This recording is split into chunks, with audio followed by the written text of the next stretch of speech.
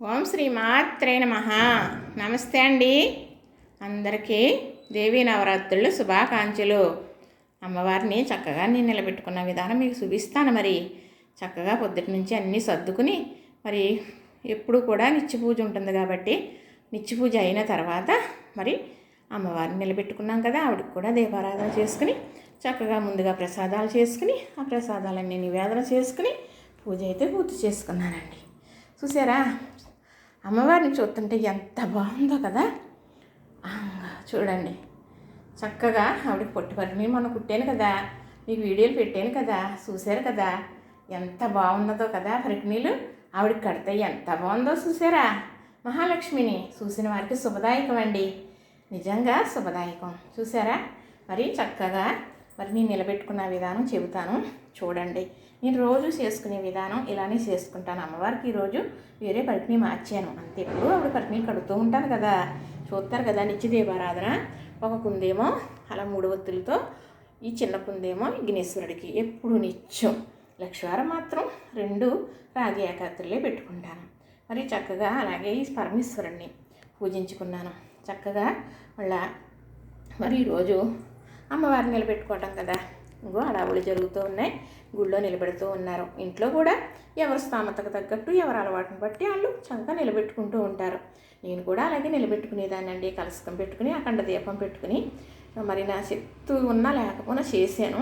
ఇంక ఈసారి నుంచి ఎలా చేస్తున్నానంటే ఇంకో పసుపు అమ్మవారిని చేశానండి. చూసారా, పసుపు అమ్మవారి పైన వైష్ణీదేవి కాయిన్ ఉంటుంది. 5 రూపాయల కాయిన్ మీద 10 రూపాయల కాయిన్ మీద వైష్ణవీదేవి ఫోటో ఉంటుందండి. ముద్రణ తీయకూడదు. మరి ఆవిడని పెట్టిన పసుపు ముద్ద మీద చూడండి చక్కగా. మరి కనపడుతుందేమో, మరి చూడండి ఆవిడ రూపం.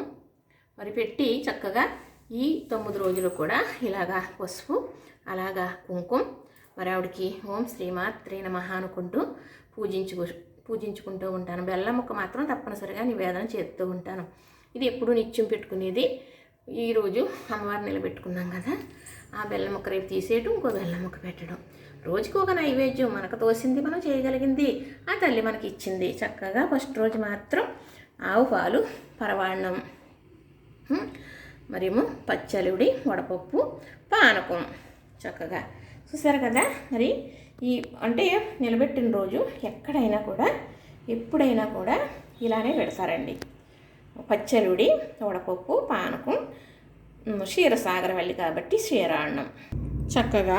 ఇదిగోనండి లేలేత బిల్వాలు, త్రిగుణం త్రిగుణాకారం త్రిజ జన్మ పాప పరిహారం యొక్క బిల్వం శివాత్మనం. అలాగే శ్రీ మహాలక్ష్మికి కూడా సమర్పించుకుంటున్నానండి చక్కగా. మరి ఈరోజైతే నిలబెట్టుకున్న రోజు ఇలా చేసుకున్నానండి.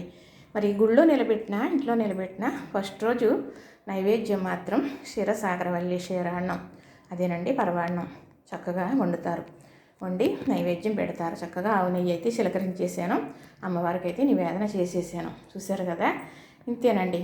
ఏదైనా మనసుంటే మార్గం ఉంటుంది. మనం అనుకున్న దాన్ని బట్టి ఎలా అనుకుంటే అలా అవుతుంది. ఏదో మరి కావాలి అనుకోక్కర్లేదు. ఆ తల్లి ఎలా ఇస్తే అలా చేసుకుంటే అదే నిండుదనం, అదే శుభదాయకం, అదే ఆశీర్వాదం అని నేను అంటానండి. చక్కగా చూశారు కదా. చూస్తూ ఉంటే కన్నులు నిండిపోతుందండి నాకు. ఏమో నా పూజా మందిరం నాకే మరి కళ్ళకే చాలా నిండుగా కనిపిస్తూ ఉందండి. ఇదిగో అక్కడ ఇక్కడ కూడా బాజా భజంత్రీలు, డోలీ సన్నాయిలతో అమ్మవారిని తీసుకెళ్తారు. కాలువ దగ్గర తీసుకెళ్ళి స్నానం చేయించి మరి ఆవిడ్ని వెళ్ళిన వాళ్ళందరూ కూడా స్నానం చేసి అక్కడ నుంచి తీసుకొస్తారనమాట. పసుపు కుంకుమ పట్టుకుని ఆవిడ కూడా తీసుకుని వస్తారు. వచ్చి అప్పుడు ఇక్కడ కలస్థాపన చేయడం జరుగుతుంది అనమాట. చూసారా. మరి నచ్చిందా. మరి నేనైతే ఇలా చేసుకుంటున్నానండి.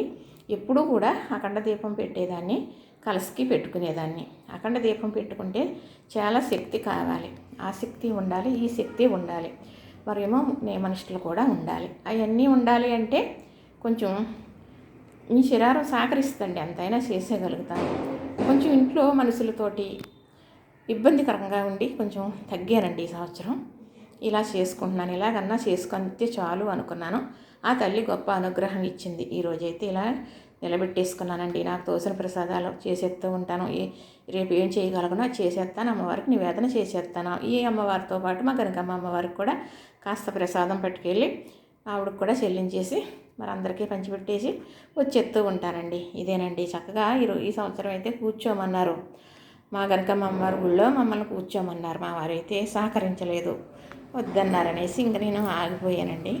చక్కగా ఇలా చేసేసుకున్నాను. చూసారు కదా, అమ్మవారిని చూసి కొద్ది చూడాలని ఉందా, చూసి దండం పెట్టుకోండి. మనం ఎక్కడికప్పుడు తిరుపతి ఉందనుకోండి, నాలాంటి దాన్ని ఎలాగన్నా నన్ను ఎవరన్నా తీసుకెళ్తారా? లేదు కదా.